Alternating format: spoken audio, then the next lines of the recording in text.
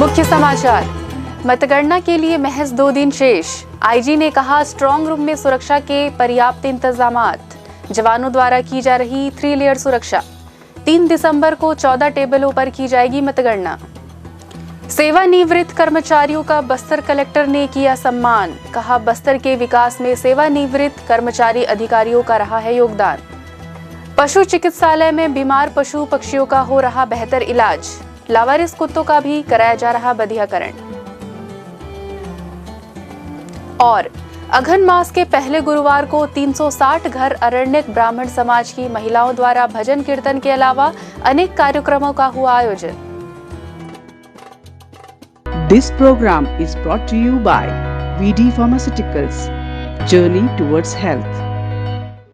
स्वागत है आप सभी का बस्तर की बात में। मैं नीलम। आइए चलते हैं खबरों की ओर। पौराणिक मान्यता के अनुसार अघन माह को महालक्ष्मी का महीना माना गया है। इस माह के गुरुवार को धन की देवी लक्ष्मी की पूजा अर्चना विधि विधान पूर्वक करने से सुख शांति और समृद्धि मिलती है। अघन मास के प्रत्येक गुरुवार को 360 घर अरण्यक ब्राह्मण समाज द्वारा लक्ष्मी पुराण का वाचन के साथ साथ अनेक कार्यक्रमों का आयोजन किया जाता है। इस वर्ष भी समाज द्वारा प्रथम गुरुवार को जगन्नाथ मंदिर में भजन कीर्तन किया गया। पेश है एक रिपोर्ट। अगहन माह के प्रत्येक गुरुवार का विशेष महत्व है। इस वर्ष 30 नवंबर को अगहन माह का प्रथम गुरुवार पड़ा। अगहन माह में मां भगवती की उपासना शुभ फलदायी होती है। इस बार अगहन माह में कुल 4 गुरुवार पड़ेंगे। अगहन मास के प्रथम गुरुवार को स्थानीय जगन्नाथ मंदिर में 360 घर आरण्यक ब्राह्मण समाज द्वारा अनेक कार्यक्रमों का आयोजन किया गया। इस बारे में पूरी जानकारी देते हुए समाज के महिला विंग की अध्यक्ष आशा आचार्य। मैं श्रीमती आशा आचार्य 360 आरण्य ब्राह्मण समाज महिला प्रकोष्ठ। आज अघन गुरुवार पहला है और इसके बाद 3 और है। मतलब इस वर्ष 4 अघन बृहस्पतिवार पड़ रहा है, जिसमें हम सभी मातृशक्ति सुबह से अपने घर का पूजा ध्यान करके हम मंदिर में आते हैं और यहाँ पर विशेष उड़िया लक्ष्मी पुराण होता है। कौन से मंदिर? इसी मंदिर जगन्नाथ मंदिर लक्ष्मी पुराण होता है। माता लक्ष्मी जी भी बगल में है और विशेष भोग होता है, महाआरती होती है। इसके पश्चात हम महिलाओं के लिए कुछ सांस्कृतिक कार्यक्रम भी रखते हैं और ये परंपरा हमारी बहुत कई सालों से चलती आ रही है और हम नगरवासियों को, सभी मातृशक्तियों को हम आह्वान भी करते हैं कि इस कार्यक्रम में अधिक से अधिक आकर इस कार्यक्रम का पुण्य लाभ प्राप्त करें। ये आपके जो 4 गुरुवार पड़ते हैं, हर बार अलग अलग भोग चढ़ाते हैं, क्या रहता है? जी, हम माता लक्ष्मी को चारों गुरुवार में अलग अलग भोग चढ़ाएंगे। आज हमारा विशेष भोग बना हुआ है पूरी पिठा। अगली बार फिर कुछ और बनाएंगे। मान्यता है कि अगहन गुरुवार में व्रत रखने से, धन की देवी की पूजा अर्चना करने से घर में सुख शांति और समृद्धि मिलती है। इस माह माँ लक्ष्मी महीने भर पृथ्वी में विचरण करती है। गुरुवार को इनका आगमन ऐसे भक्त के यहाँ होता है जिनके घर में साफ सफाई, सजावट और मन, वचन और कर्म से पूरी सात्विकता रहती है। यही वजह है कि महिलाएं हर बुधवार को घर द्वार को रंगोली से सजाकर माँ के पूजा स्थल तक देवी के पग चिन्ह बनाकर गुरुवार को भोर में उठकर पूजा अर्चना करती हैं और माँ का आह्वान करती है। सुबह, दोपहर और शाम तीनों समय लक्ष्मी माता को भोग अर्पित करने का विधान है। आज गुरुवार को भोर होते ही माँ की पूजा अर्चना की गई। महिलाओं ने घर द्वार सजाने के साथ ही पूजा की तैयारी मंगलवार से ही शुरू कर दी थी। बुधवार को श्रद्धालु घर के द्वार से लेकर पूजा स्थल तक चावल आटे के घोल से मां लक्ष्मी के पद चिन्ह बनाए, साथ ही आंगन में रंगोली सजाई गई। ऐसी मान्यता है कि अगहन गुरुवार में मां लक्ष्मी पृथ्वी लोक का विचरण करने आती है। इस अवसर पर जो श्रद्धालु घर द्वार की विशेष साज सज्जा और सफाई करते हैं उन्हें सुख समृद्धि की प्राप्ति होती है। बस्तर की बात, जगदलपुर। बस्तर जिले में 7 नवंबर को पहले चरण की मतदान शांतिपूर्ण संपन्न होने के पश्चात संभाग के 7 जिलों में ईवीएम मशीन की सुरक्षा को लेकर बनाए गए स्ट्रांग रूम के विषय पर आईजी पी सुंदरराज ने हमें बताया कि पैरामिलिट्री फोर्स एवं पुलिस के जवानों द्वारा 3 लेयर सुरक्षा बंदोबस्त के तहत ईवीएम मशीन की सुरक्षा की जा रही है। सुरक्षा के इस कड़े पुख्ता इंतजाम में किसी भी व्यक्ति का प्रवेश निषेध है। केवल राजनीतिक पार्टियों के चिन्हित प्रतिनिधि एवं निर्वाचन आयोग के पदाधिकारी द्वारा ही समय समय पर मॉनिटरिंग की इजाजत होगी। बस्तर विधानसभा के 3 विधानसभा क्षेत्र जगदलपुर, बस्तर एवं चित्रकूट विधानसभा के ईवीएम मशीनों की सुरक्षा आदर्श महाविद्यालय जगदलपुर धर्मपुरा में की गई है। 3 दिसंबर की मतगणना 14 टेबलों पर की जाएगी। छत्तीसगढ़ विधानसभा चुनाव की मतदान के पश्चात आगामी 3 दिसंबर को मतगणना का कार्रवाई संपन्न की जानी है। इस हेतु सभी जिला मुख्यालय में स्ट्रांग रूम के आसपास और मतगणना के काउंटिंग सेंटर के आसपास पर्याप्त सुरक्षा व्यवस्था का बंदोबस्त की जा रही है। स्थानीय पुलिस बल के अलावा चुनाव आयोग के निर्देशानुसार स्ट्रांग रूम में केंद्रीय अर्धसैनिक बल का भी प्रत्येक स्ट्रांग रूम में एक कंपनी के बल भी तैनात किए गए थे और मतगणना दिनांक को लॉ एंड ऑर्डर की स्थिति को ध्यान में रखते हुए सभी शहर में और आसपास इलाका में आवश्यक सुरक्षा बंदोबस्त भी लगाया जाएगा। पेट्रोलिंग पार्टीज भी लगातार संवेदनशील इलाका में भ्रमण करेगा। इस प्रकार आगामी 3 दिसंबर मतगणना ड्यूटी के लिए आवश्यक सुरक्षा व्यवस्था की इंतजाम की जा रही है। आईजी सुंदरराज पी ने हाल ही नक्सली घटनाओं को हताशा का परिणाम बताया। आईजी सुंदरराज पी ने कहा कि नक्सली हमेशा की तरह चुनाव बहिष्कार कर आम लोगों को डराना धमकाना चाहते हैं। उनके मंसूबे कामयाब नहीं हो रहे हैं। इसी हताशा और झुंझलाहट का परिणाम है कि वे इस प्रकार की घटनाएं कर रहे हैं। आईजी ने कहा कि अब नक्सलियों का सफाया बहुत जल्द होने वाला है। उनकी सीमाएं सीमित हो चुकी हैं।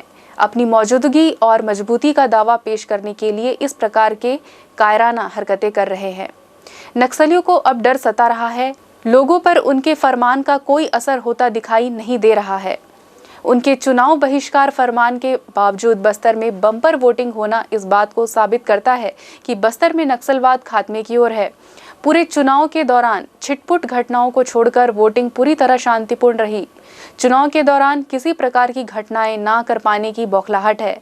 आपको बता दें, पिछले 4-5 दिनों से नक्सली लगातार कुछ न कुछ घटनाएं कर रहे हैं। जिस तरीके से विगत दिनों में छत्तीसगढ़ विधानसभा चुनाव के दौरान बस्तर संभाग के अंतर्गत समस्त चुनाव संबंधित कार्रवाई काफ़ी सुरक्षित एवं व्यवस्थित तरीके से संबोधित की गए थे। इस दौरान माओवादी द्वारा कोई बड़ी घटना का अंजाम नहीं दे पाए थे और अंदरूनी इलाके में काफ़ी अच्छी वोटिंग परसेंट भी माओवादियों को बाइकाट काल के बावजूद भी हुआ है। इन सब परिस्थिति कारण से बौखलाए हुए माओवादी संगठन द्वारा हाल फिलहाल में कुछ सॉफ्ट टारगेट के ऊपर हमला करना, गाड़ियों को आगजनी की घटना और मोबाइल टावर्स को क्षति पहुंचाना, इस टाइप की घटना का अंजाम दी जा रही थी। इससे क्षेत्र की जनता को माओवादियों का जो असली चला है, एक विकास विरोधी, एक जन विरोधी, वो उजागर होकर उनके सामने आ रहे थे। पूर्व में भी माओवादियों की इस प्रकार की हरकत के कारण से उनके जन समर्थन लगातार कम होते जा रहा है और हमें पूरा विश्वास है आने वाले समय क्षेत्र में जो माओवादी गतिविधि को प्रभावी रूप से अंकुश लगाते हुए विकास कार्य को गति प्रदान करके क्षेत्र की जनता का मनसानुरूप हम इस इलाके में विकास कार्य को आगे ले जाने में सफल होगा। माओवादियों का बौखलाहट के कारण से इस टाइप का जो घटना को अंजाम दिया तो उससे कोई सकारात्मक परिणाम तो उनको नहीं मिले, उल्टा उनका खात्मा का कारण ही बन सकता है। नक्सलियों ने 25 व्यापारियों का अपहरण कर लेने के बाद रिहा भी कर दिया है। ये सभी व्यापारी तेलंगाना के भद्रकाली कोत्तागुडेम जिले के रहने वाले हैं। हालांकि नक्सलियों ने इनका अपहरण करने के बाद इन्हें छोड़ दिया है। गौरतलब है कि नक्सली इस तरह की घटना को लगातार अंजाम पहले भी देते आए हैं। बताया गया है कि सभी व्यापारी सुरक्षित हैं, परंतु डरे हुए हैं। सुकमा के गोलापल्ली में सुरक्षित रूप से सभी व्यापारी पहुंच चुके हैं। सभी को नक्सलियों ने रिहा कर दिया है। नक्सलियों ने पुलिस को सहयोग नहीं करने की चेतावनी व्यापारियों को दी है। अगर सहयोग करते रहे तो मारने की भी धमकी दी है। जगदलपुर शहर के जिला पशु चिकित्सालय में अपने पालतू पशु पक्षियों को लेकर पहुंच रहे हैं उनके मालिक। जगदलपुर जिला पशु चिकित्सालय में पशु प्रेमियों के द्वारा अपने पशु पक्षियों को स्वास्थ्य लाभ दिलाने हेतु स्वफूर्त जिला पशु चिकित्सालय में पहुंच रहे हैं और स्वास्थ्य अमलों के द्वारा उन्हें स्वास्थ्य लाभ भी दिलवा रहे हैं। जिला पशु चिकित्सालय के चिकित्सकों ने हमारे चैनल को बताया कि हमारे चिकित्सालय में सभी प्रकार के सर्जरी से संबंधित उपकरण उपस्थित है। हमारे चिकित्सालय में बस्तर जिले के ग्रामीण क्षेत्र में भी पशु पक्षियों को लेकर पहुंचते हैं। चिकित्सकों ने ये भी बताया कि हमारे स्वास्थ्य केंद्र में बधियाकरण भी किया जा रहा है। आज भी 3-4 पशुओं का बधियाकरण किया गया और ये कार्य निरंतर चला आ रहा है। विगत 6 महीने से नगर निगम के द्वारा हमारे पशु चिकित्सालय में किसी भी प्रकार लावारिस कुत्तों को नहीं लाया जा रहा है। 6 महीने पहले लावारिस कुत्तों को लाकर बधियाकरण कराया जाता था। मैं डॉक्टर जगेश्वरी तिग्गा, वरिष्ठ पशु चिकित्सक, मैं यहाँ की इंचार्ज हूँ जी।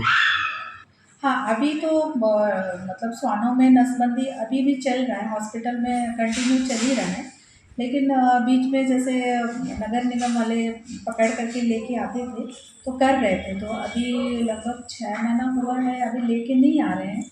लेकिन बाकी जो यहाँ पे NGO है जैसे स्टे सेफ है तो वो लोग भी लेके आते हैं, उनका स्वानों का भी नसबंदी हो रहा है।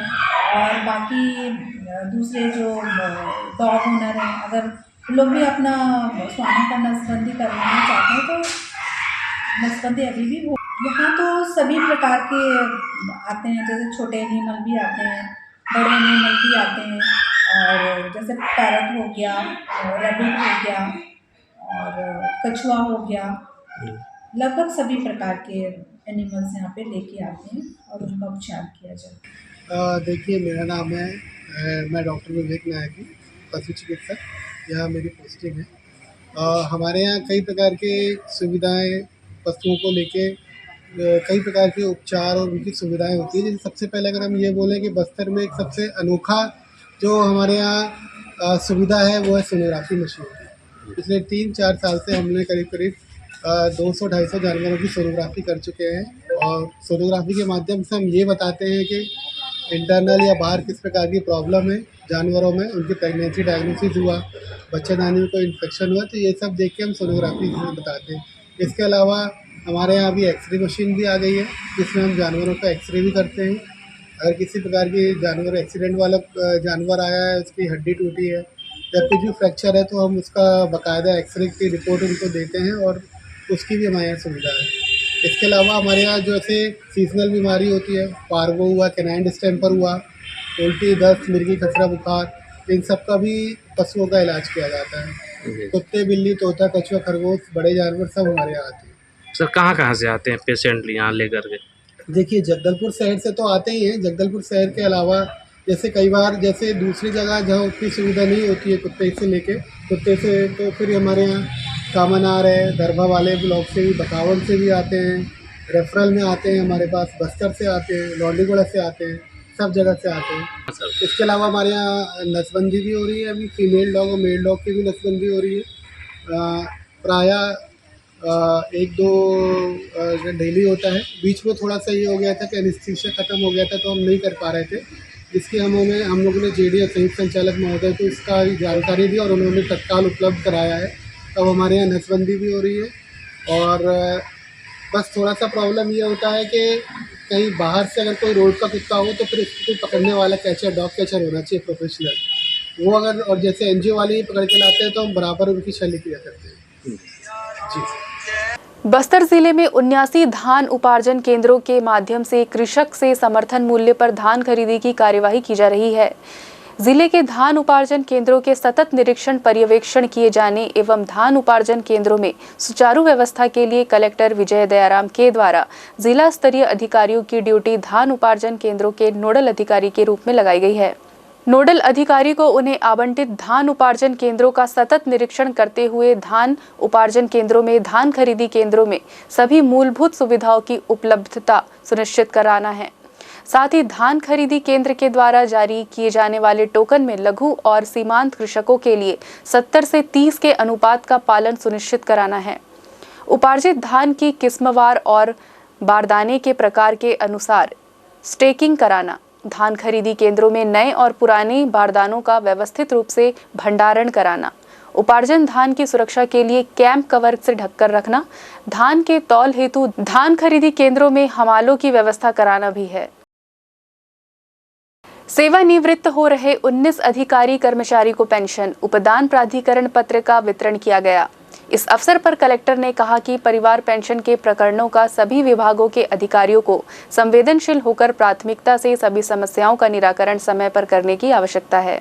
उन्होंने कहा कि सभी ने अपने सेवा काल में बस्तर के विकास में सहयोग दिया है। कलेक्टर ने कहा कि 6 माह से सेवानिवृत्त हो रहे अधिकारी कर्मचारी को सम्मान समारोह का आयोजन कर शासकीय सेवा का अंतिम दिन पेंशन उपदान प्राधिकार पत्र का वितरण कर सेवानिवृत्त कर्मचारी को उसकी सेवा का सम्मान किया जाता है। ये गर्व और खुशी का पल होता है। इस मौके पर कलेक्टर ने परिवार पेंशन की राशि प्रत्येक माह मिलने का आश्वासन दिया है। 30 नवंबर गुरुवार को शासकीय जगतू महारा हायर सेकेंडरी स्कूल जगदलपुर में जिला स्तरीय क्विज प्रतियोगिता का आयोजन किया गया।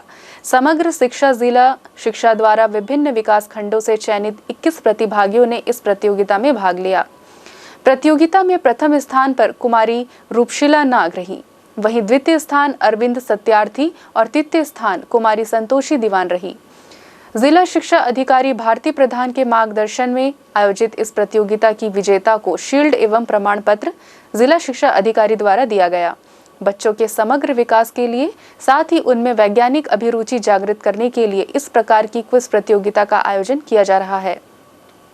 इस क्विज प्रतियोगिता में देवाशीष चौधरी, एडीपीओ राकेश खापर्डे, एसपीसी प्राचार्य राजकुमार सहित कई शिक्षक शिक्षिकाएं उपस्थित रहे।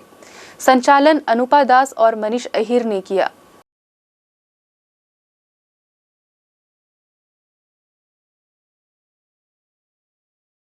पलाश मंडल को नेट गेंदबाजी के लिए बुलाया गया है। भारत और ऑस्ट्रेलिया के बीच रायपुर के वीर नारायण सिंह स्टेडियम में चौथा T20 मैच 1 दिसंबर को खेला जाना है। भारतीय टीम 30 नवंबर को मैदान में अभ्यास करने उतरेगी। बस्तर जिले के होनहार क्रिकेटर ऑफ स्पिनर पलाश मंडल को नेट गेंदबाजी के लिए बुलाया गया है। पलाश मंडल को रायपुर के लिए रवाना कर दिया गया है। चलते चलते आइए फिर से नजर डालते हैं आज की हेडलाइंस पर। मुख्य समाचार, मतगणना के लिए महज 2 दिन शेष। आईजी ने कहा स्ट्रांग रूम में सुरक्षा के पर्याप्त इंतजामात। जवानों द्वारा की जा रही 3 लेयर सुरक्षा। 3 दिसंबर को 14 टेबलों पर की जाएगी मतगणना। सेवानिवृत्त कर्मचारियों का बस्तर कलेक्टर ने किया सम्मान। कहा बस्तर के विकास में सेवानिवृत्त कर्मचारी अधिकारियों का रहा है योगदान। पशु चिकित्सालय में बीमार पशु पक्षियों का हो रहा बेहतर इलाज। लावारिस कुत्तों का भी कराया जा रहा बधियाकरण। और अघन मास के पहले गुरुवार को 360 घर अरण्यक ब्राह्मण समाज की महिलाओं द्वारा भजन कीर्तन के अलावा अनेक कार्यक्रमों का हुआ आयोजन। आज बस्तर की बात में बस इतना ही। फिर होगी आपसे मुलाकात कुछ और खबरों के साथ। तब तक के लिए दीजिए इजाजत नीलम को। नमस्कार। This program was brought to you by VD Pharmaceuticals. Journey towards health.